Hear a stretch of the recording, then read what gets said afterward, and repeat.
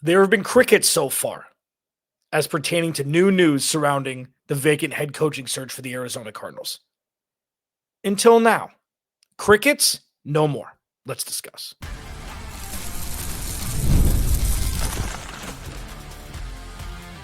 You are Locked On Cardinals, your daily Arizona Cardinals podcast. Part of the Locked On Podcast Network, your team every day. Alex Clancy here. Thanks for making Locked On Cardinals your first listen, part of the Locked On Podcast Network, now the #1 sports podcast platform. A lot to talk about today. Jam show, even though there isn't any Mike LaFleur news, there's other potential head coaching hire news. Jeremiah's first mock, talk about that in the third segment. We can talk about other things besides the vacant head coaching position. Is there some infighting going on between Michael Bidwill and Monti Ossenfort? There's nothing reported. This is me using my spidey senses to think, this process may be taking longer for one specific reason, and it's pertaining to the relationship between Michael Bidwill, Monti Ossenfort, and the future of this team. And there have been crickets. I made a joke. I'm like, I'm assuming Mike LaFleur will get hired. That was all of yesterday's show. All of it. This is what it would look like if Mike LaFleur got hired. He hasn't yet. That's not to say he's out of the running by any stretch. He's one of the leaders in the clubhouse.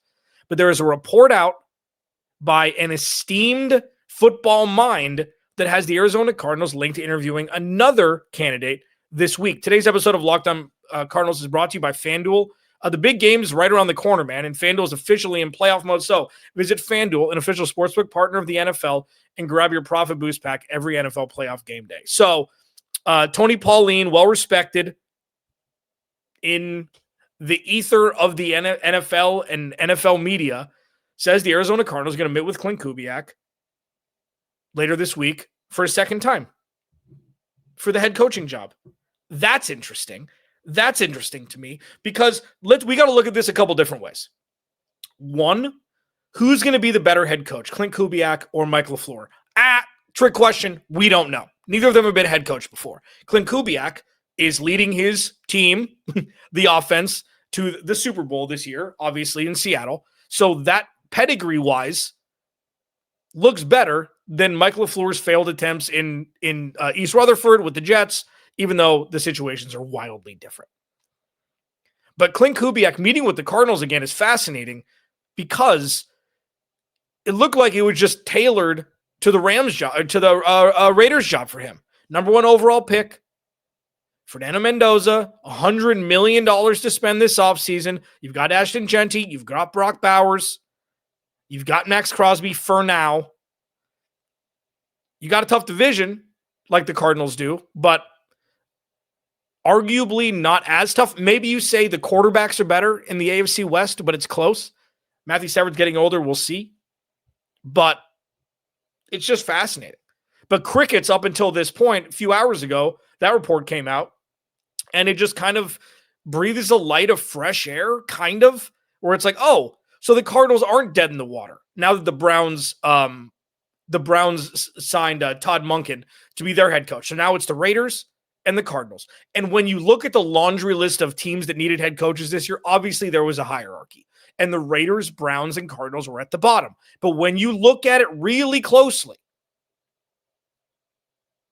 is it 100% certain that the Raiders job is a better one than the Cardinals job? I know I did a show, I did a segment on it, a short came out of it that drove people wild on social media. And I don't say that like with look at me. It's like, I didn't think it would get a rise out of people so much. It's like the Cardinals were by far the worst job going into this because of how they produced last year, because of the lack of future at the quarterback position as of right now, transparency-wise. But I think we're missing something. What if Klint Kubiak doesn't believe Fernando Mendoza is going to be a dude? That's the impetus for it being the right hire. That's the catalyst for a young coordinator taking a head coaching job. You got to believe that dude's going to be the guy, or that you can make him into the guy. That offensive line isn't good. Ask Geno Smith and Ashton Genty. That defense isn't very good outside of Max Crosby. Yeah, you got Brock Bowers, but if you look roster by roster and division by division, and you push all of those things together, you put them into a proverbial calculator, like, hey, what's a better situation? The Raiders have been dysfunctional forever. Sure, they've got a much more potent fan base that's been around a lot longer and travels a lot better. That's just true.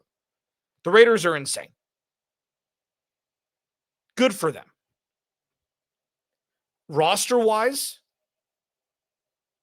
Cardinals. Division-wise, now this is tricky. This is tricky because you've got Patrick Mahomes, you got Justin Herbert, you got Bo Nix, okay? Bo Nix is obviously a drop-off. Patrick Mahomes and Justin Herbert. Patrick Mahomes could be the greatest of all time. He's got to win a little more. Justin Herbert is a very, very good quarterback. And then you got Brock Purdy, who people either love or don't. You got Sam Darnold. There's still like prove it. And you got Matt Stafford, who's going to be 39 going into next season, I think, 38 or 39. So it's not like it's the AFC South or the NFC South and the NFC West you're comparing it to. It's not that. The other side is, why would you want to go be head coach in a division that you just left the team of? You know, coming to coach the Cardinals after leaving the Seahawks. I get that too. I'm just saying that it's a lot closer when you just look under a microscope with 2 teams and not 10. It's like, maybe you can actually go a little bit more in depth as to why this may be a better option than the other. The money to spend, for sure. That's like $65 million more than the Cardinals spend, than the Cardinals have to spend. You've got the number 1 overall pick. If Fernando Mendoza isn't his guy and doesn't believe that he's a dude that he can take to that next level, why would you take that job? So it lends me to think if he's taking another interview with the Cardinals, that maybe his mind isn't made up. Because you can't use this as leverage anymore. There's only 2 teams. Coaches are going to get paid what they get paid. Does Klint Kubiak not want Tom Brady in his ear? Even though it's like, it seems counterintuitive because he's the greatest quarterback of all time. And then, but as ownership, it's like, do you really want him meddling in things when, he's a minority owner. He's not Mark Davis.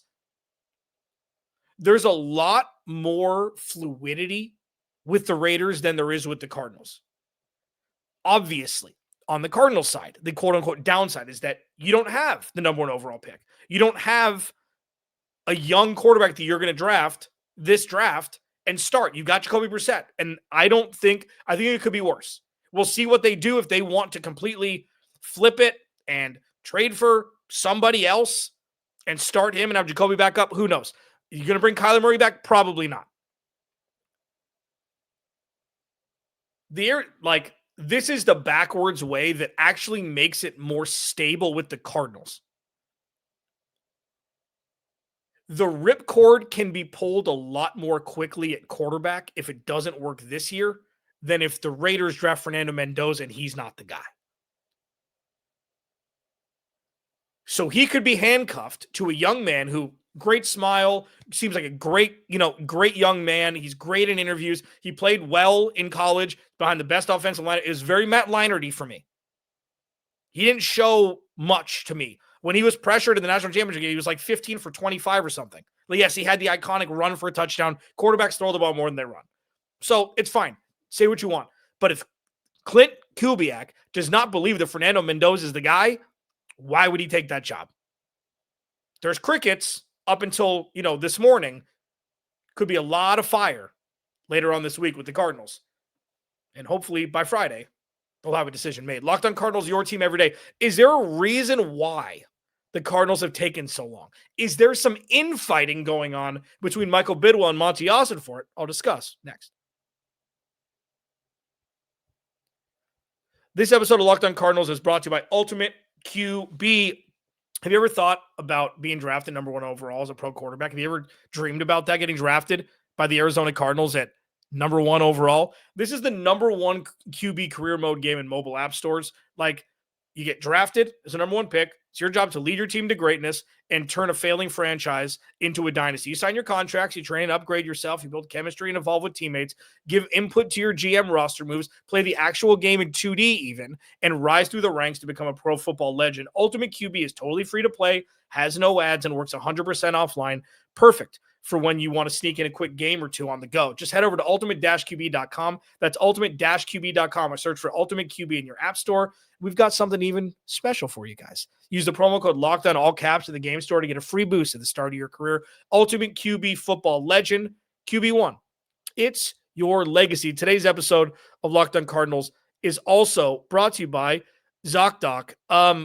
So it's difficult to find doctors sometimes, sometimes the doctor that you currently have doesn't have an opening for a month. And really finding a diamond in the rough is kind of like finding a doctor, in network, nearby, availability. We also want a doctor who really listens, makes you feel comfortable, etc. That's where ZocDoc comes in. ZocDoc is a free app and website that helps you find and book high-quality in-network doctors so you can choose someone who truly connects with you. I love that you can search for symptoms or specialty and quickly find the right fit. You can check verified patient reviews to get a real sense of the doctor's vibe and communication style. And the real-time availability means you can book instantly with no phone tag. Appointments usually happen between 24 to 48 hours. You could even get same day, which is crazy. Stop putting off these doctor visits. Go to ZocDoc.com/LockedOnNFL to find and instantly book a doctor you love today. That's ZocDoc.com/LockedOnNFL, ZocDoc.com/LockedOnNFL. Thanks to ZocDoc for sponsoring this message.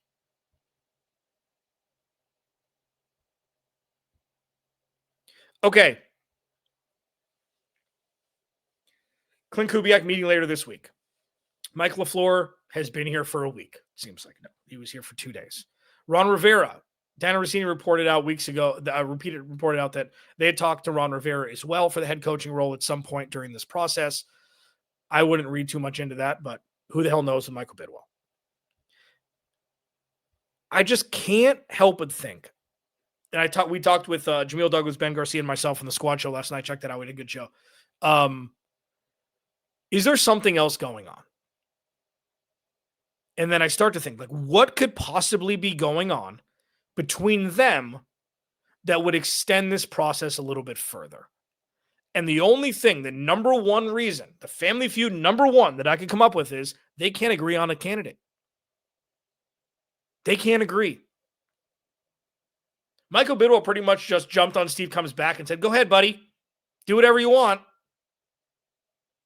So this is different. Monti, Ossenfort, and Michael Bidwill are very different people. They've got a common goal, of course, to put out the best roster and the best coach team that the Arizona Cardinals can have, of course. But is there a world where they just can't agree? And is there a world where Michael Bidwill has regressed since the first draft and second drafts, where he just let Monti Ossenfort do what he did because he hired him to do a job? That's what good bosses do. They hire the right people and let them do their job, and they stay out of the way. But with how things have fallen since, is this a situation where Michael Bidwill is starting to question his trust in Monti Ossenfort? Now, this isn't conspiratorial, okay? This isn't like, oh, I've got nothing to talk about. Let's throw something at a wall and see what happens. I'm just reading a situation where the Cardinals still haven't hired anybody. And I know that a lot of the guys who they interviewed went into the playoffs and deep into the playoffs for some. But the thing that really struck this for me, outside of the time, etc., is Vance Joseph just completely disappeared. Vance Joseph completely disappeared. So what I thought, he was the odds-on favorite for a week, if not longer, to take this job, disappeared into thin air when the odds come out for who's going to be the next guy. It made me think that Monti Ossenfort massaged Vance Joseph out of Michael Bidwill's mind and said, no, cannot hire him. He's been with the organization already, which is fine. This has nothing to do with Vance Joseph, the person, at all. I thought he had the best showing out of any coordinator during conference championship week with his defense against the Patriots in the first half. I don't even care about the second half when it turned into a snow globe. It went from odds-on favorite to gone. That never happens. Truly, that never happens in this situation, especially in such a short time frame. It's not like Vance Joseph gave up 50 points to New England and then they pulled it. And of course, odds, it's just various outlets. Like you never know.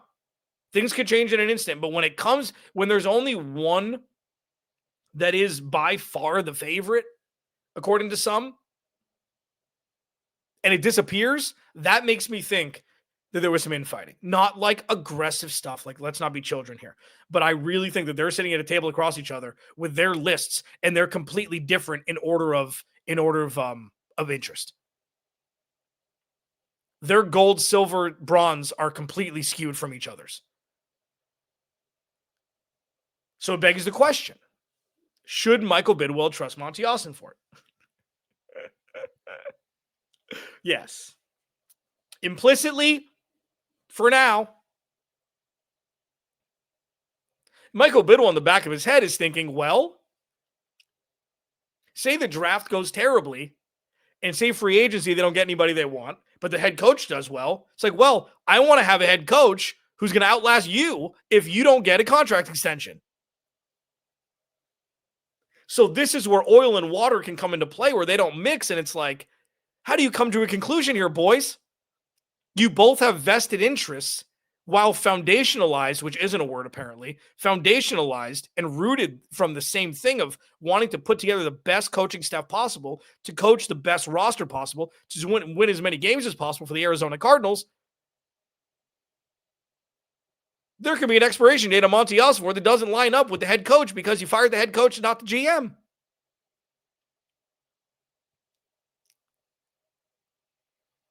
I don't know.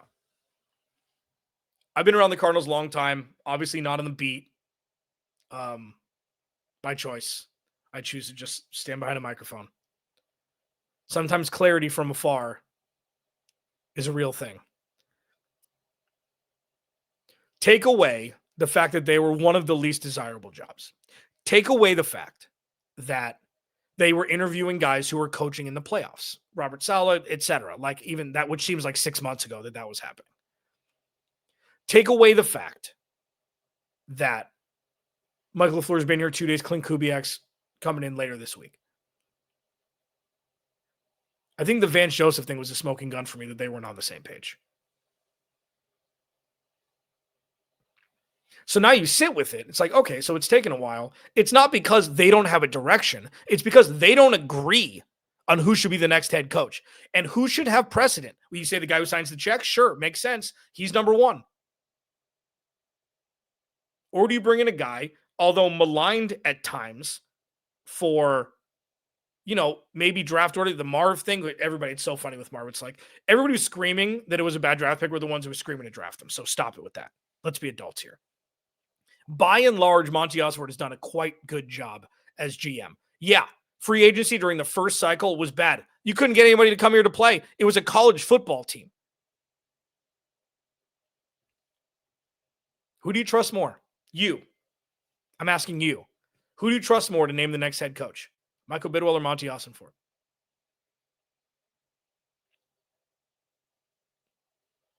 I trust Monti. I'll take the rings, even though it's only tangentially. He's been around. He's been around New England when they won rings. He's around Tennessee when they were really good. I just can't help but have a wandering eye into the arena of infighting as to what is taking so long and to why Vance Joseph was once looked to be the front runner and now is nowhere to be seen. Locked On Cardinals, your team every day. Daniel Jeremiah, one of the best out there, put out his first mock. Let's break it down. Next. This episode of Locked On Cardinals is brought to you by FanDuel. Playoff mode. FanDuel's in it. Every game day during the NFL playoffs, there's only one left. Only the big game. FanDuel is giving customers even more ways to get in on the action because right now, every NFL playoff game day left, which is one, FanDuel users get a profit boost pack waiting for them inside the app. So this is how it works. Each game day, so a week from Sunday, you'll see a pack loaded with multiple profit boosts you can apply to bets you like. Open the profit boost pack first thing and see what boosts you want to apply. The cool part about this is all the boosts do is piggyback onto the bets you already want to make. So it's not like, hey, you've got to bet on this. You've got to bet on this. It just allows you to make a little extra cheese on the boost, on the bets that you want to make, instead of forcing you to bet something new. Every play feels bigger during the big game, and the boosts make your bets feel that way too. You make your picks, then apply your profit boost to go with even bigger payouts while the playoffs continue and come to a halt here in less than 2 weeks. So visit FanDuel, an official sportsbook partner of the NFL, and grab your profit boost pack. The last game day of the year, man, a week from Sunday. Check it out.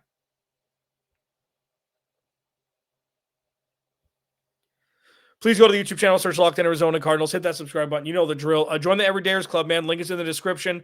Ad-free content, members only Discord. This is going to be a very, very fun offseason. More content than just my big dumb face for 28 to 32 minutes a day. Daniel Jeremiah came out with his first mock draft. Spencer Fano from Utah was the Arizona Cardinals pick. Thumbs up, sir. So it's a little bit more than me dying on the hill, like I did last year, like I did the year before, and I believe the year before that.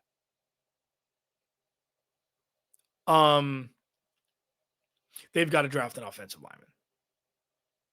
If you watched